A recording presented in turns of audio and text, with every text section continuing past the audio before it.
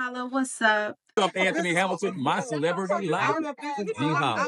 Shout out to Ge Holla, reaching 1 million listeners on his podcast, My Celebrity Life, Resetting the Bar. What's up, Ge Holla? This your boy, Genuine. Shout out to you. Y'all, this Master P, and shout out to Ge Holla of My Celebrity Life, the show. Ge Holla, check this. I know we didn't get to speak at the spot that we was at together, but look, man, keep going, keep doing your thing.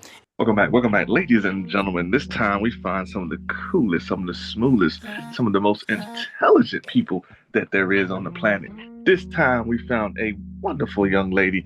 She is compounding the pharmacy in Texas and transforming women's health. Now, y'all already know, we in the black and brown communities, we need some more doctors like this to come love on us, to give us some healing, to give us some spiritual understanding. Ladies and gentlemen, enough of me talking you to death. You got to get to know her for yourself. Please welcome to the show, Dr. Brandy Williams. Hello, I am wonderful and excited to be here to speak to your audience. Thank you. I am elated that God chose me and continues to choose me on a daily, because it could be someone else bringing the message. And so I like to remember that. Funny thing is, I've always thought this, in the Michael Jackson biopic, they said it, where he made a little joke and said, if I don't deliver this song, God will give it to Prince. And the message will go forth. So I'm glad that he's using me and allowed me to deliver it. I am originally from Houston, Texas, born and raised in a community, Sunnyside, which is on the southeast side of Houston, and always loved math and science. And in the sixth grade, teachers are very inspirational. Teachers play a big role in developing students. And so my sixth grade teacher told me that one day I would be a great scientist from a series of science projects that we had to turn in, and that stuck with me. So she helped me develop. I ran into her about a year ago as well. She was so pleased with the work that I've been doing. So she started me on that path. Yes, I definitely do. I think my life has been a journey. Thank God for the journey, for the good and the bad. But I remember in high school physics, and the kids played a trick on me. They stole my paper, and I was looking all over for it. And I started calling out a few of the students saying, you have it. And then a guy who was fond of me, he ended up bringing it to me. And he said, I didn't take it, but I'm returning it to you.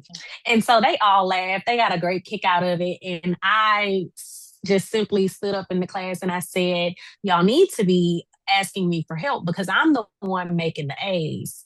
So, yes. So I remember that, and everyone else hated the class. I absolutely loved physics. So it's funny that you would bring physics up as the science of choice, but I loved physics and chemistry, not so much biology, but chemistry and physics I absolutely love, which is why I became a pharmacist. One of the reasons. Using the earth to heal, using the earth as our medicine to heal. And we started everything. Let me just be clear.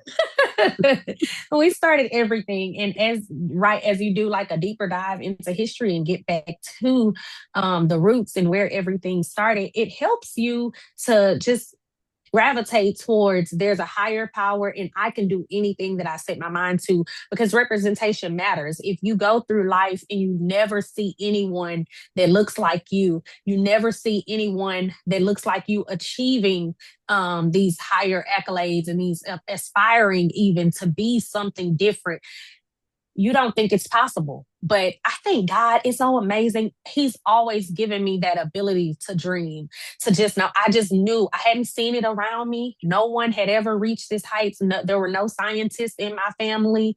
And God just placed it in me that this was what you were going to do. And then a few teachers and guidance counselors guided me along the way, and programs helped me to get to where I am today. Yes. Actually, I am actually right now going back to school to further my education in homeopathic studies. So it's funny that you speak about that, but using the body, using herbs. That's how God put us here. Everything that we needed was already in the earth. And scientists found that out.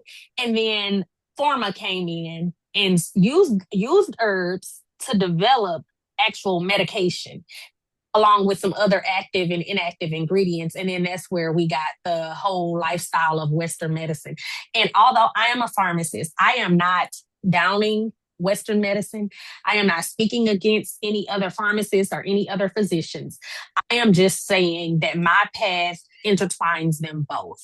That's the path that God has set me on, because there are some things, some medications within Western medicine that are absolutely wonderful, and then there are some that you don't solve the problem, you treat the symptom, and then it causes another problem. So I am very well aware of the money scheme or scam that that is big pharma. Unfortunately, I don't know if we'll ever be able to fight against it. I mean, big pharma is so large now. And that's why whenever I speak on it, I try to make sure that I am saying the correct terminology so that big pharma doesn't think that I'm conspiring against them. I'm just stating that if you can use herbal medicine, if you can use the more homeopathic way, and which when I speak about menopause, I do speak on natural herbs that can help with some of your symptoms. I also do speak on using bioidentical hormones, which in term are plant-based as well and not synthetic. Now, yeah, so some medication I believe helps the body, and then others hurt, like the synthetic hormones that were brought up in the 70s and the 80s that were causing cancer. I'm really big on vaccinations, right? And speaking out sometimes to my patients. I've never really taken it public, but speaking out on how I feel about the vaccinations and just trying to give them guidance on what vaccinations, if you must vaccinate, which route to go, and kind of what you don't need to take or what is age appropriate, because some of the vaccinations are, I mean, why do I need to give something that's sexually transmitted to an infant child? There is no reason for that. And so it kind of gets a little touchy when you speak on the powers that be and what they're doing and how they're using medicine and creating more problems to fatten their pockets, to say the least. A lot of women are just suffering in silence because of lack of education in a particular area, or just overall health. Some things were not taught. Even our ancestors, they just dealt with it, and it was just kind of like a woman's disease or women's aging or things like that. And no one ever discussed menopause. So for years and generations, our family, our mothers have just been moving along. They just considered it an aging process. Well, in this age and this discovery with the research and the amount of intelligence we have in medicine, it's not just aging. It's perimenopause. And what women don't understand is that this can happen as early as your early 30s. Generally, an average age is about 35, but you could start as early as 30 experiencing some of these perimenopausal symptoms. And so if you don't know the symptoms, you don't know how to recognize it. And some of these symptoms can be misdiagnosed as other illnesses. So, for example, when you start to get a decline in your progesterone is the first first female hormone to start declining. Well, that decline can bring about anxiety. That decline can bring about depression. That decline, of course, with hot flashes and the night sweats. Insomnia. That decline can bring about insomnia. And so when you are unaware that these symptoms are symptoms of perimenopause and that you're in that age bracket where your hormones start to decline, you don't know how to advocate for yourself when you go to the doctor. So you just go to the doctor and you present these symptoms, and the doctor says, okay, well, you've developed anxiety, or you have bipolar, first stages of bipolar disorder, or you're depressed. Here, take an antidepressant, or here is an anxiety medication. And even for insomnia, they'll put you on an anti-anxiety or an antidepressant to treat the insomnia, or an insomniac medication. And that's not the answer. The answer is an underlying imbalance of hormones. And so you treat that imbalance, and then you treat those symptoms. So I always tell women that it first starts with knowledge, of course, because you can't start to heal what you don't understand. So making yourself knowledgeable about what's going on with you, with your body, whether that's consulting with the pharmacist or consulting with your physician, I feel like there needs to be a team. So I don't think it's single layered. It is multi-layered. Your pharmacist needs to be in contact, a relationship with your general practice physician, or your gynecologist, or even sometimes your neurologist. Like everyone needs to be in connection so that they could have that relationship in order, kind of like how it is in the hospital when you're in clinical. When you go into the hospital, it's not just one clinician that's seeing you. You have multiple clinicians from different specialties, including a member of the pharmacist team that is rounding with those physicians to see those patients, so that you can come up with a clinical basis for those patients. Now, so that's the first step: educating yourself and getting yourself surrounded with a team of practitioners that support each other and that work together for the best outcome for the patient. The next thing is, especially on this for women, speaking about menopause, you can once you know your symptoms, journaling your symptoms, so that when you go to the doctor, and this is for overall wellness too, when you go to the doctor, you can present the doctor with a list of symptoms, when they happen, what were the circumstances surrounding those actual symptoms. Because when you go to the doctor, when a symptom starts, let's just say you start having headaches or you start having trouble sleeping, you're not going to the doctor immediately the next day. There's some time. And the last thing was journaling. That would be the third thing after you've aligned your team, after you've educated yourself, aligned your medical team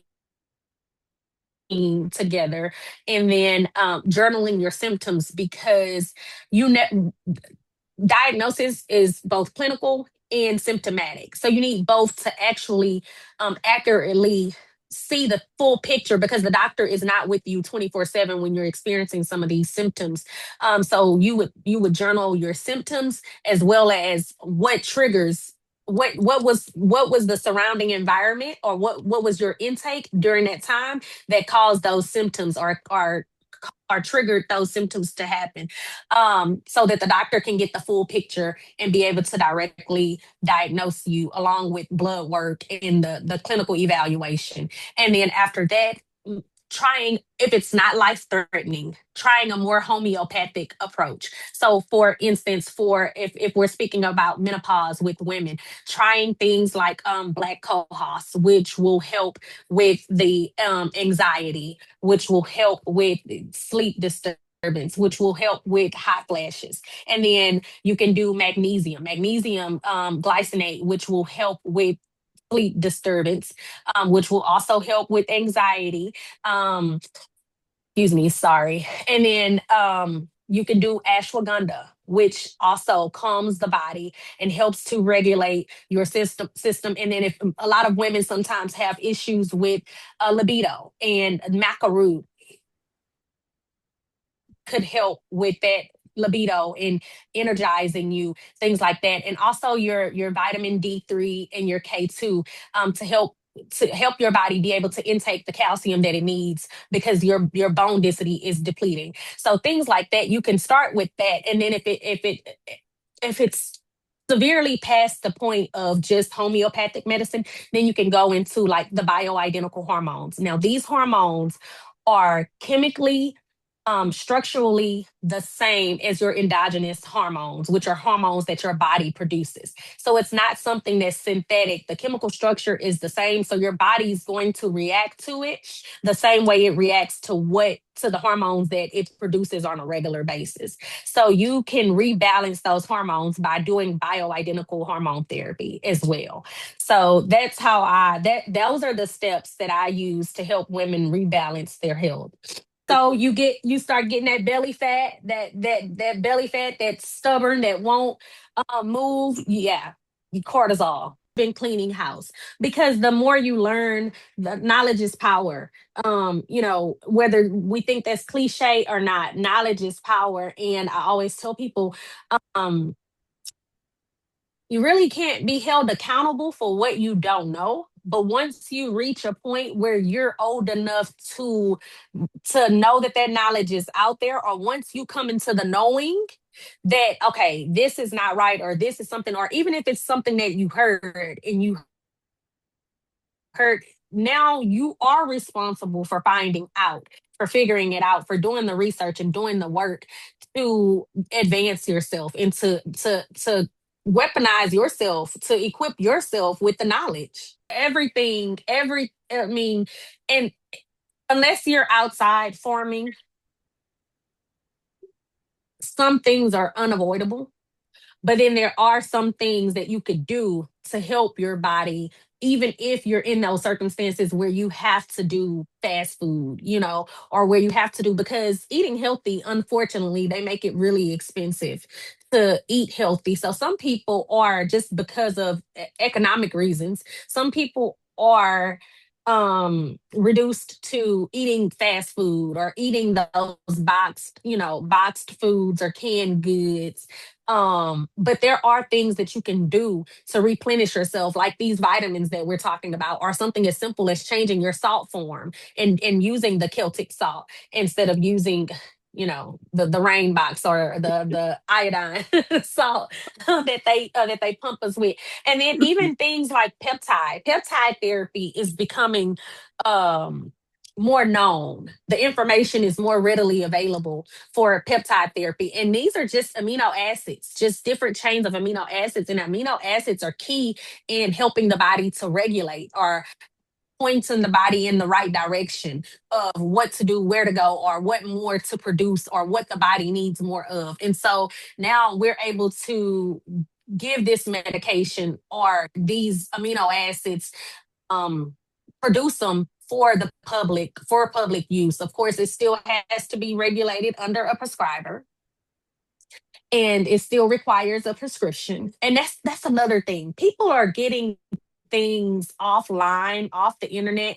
That's just as bad. That is not wellness. That is not healthy for you to order injectable drugs.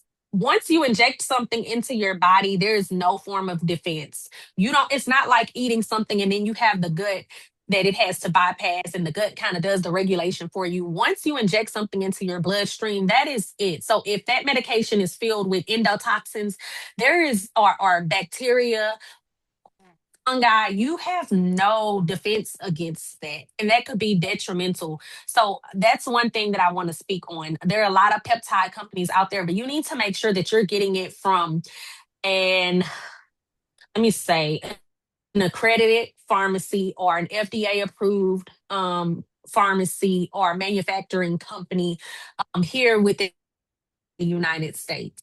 When it comes to medicine, leave TikTok shop where it's at. Don't go purchasing off TikTok shop. And if you do see something, right, because that's another part of educating yourself, right? You saw it on TikTok shop, but go and do further research. Don't just follow what they said on TikTok. Consult with the pharmacist. Pharmacists are readily available. I know people may not think that, but the pharmacist is the closest thing to a healthcare provider that you can reach out and touch. You can walk into your nearest, I don't like to say the competitors' names, but you can walk into your nearest drugstore. I'll say that. You can walk into your nearest drugstore and you can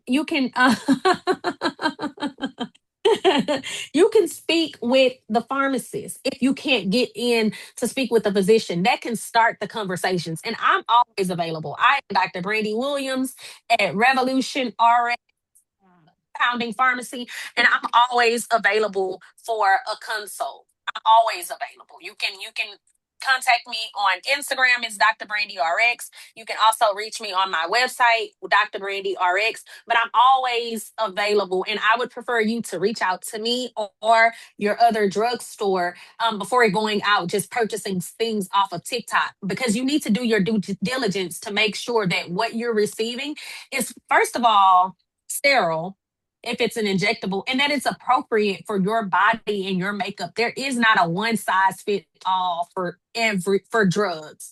There is not. And you need to make sure that it is something that your body that's effective, that will be effective for your body, for your blood type, for everybody's body responds to things different. The way my body breaks down a certain drug or metabolizes a certain drug is not the same way that it will respond in your body. So we just need to be careful. We need to be knowledgeable, but we also need to be careful. I am Dr. Brandy Williams, and I am on My Celebrity Life with Ge Holla. Holla.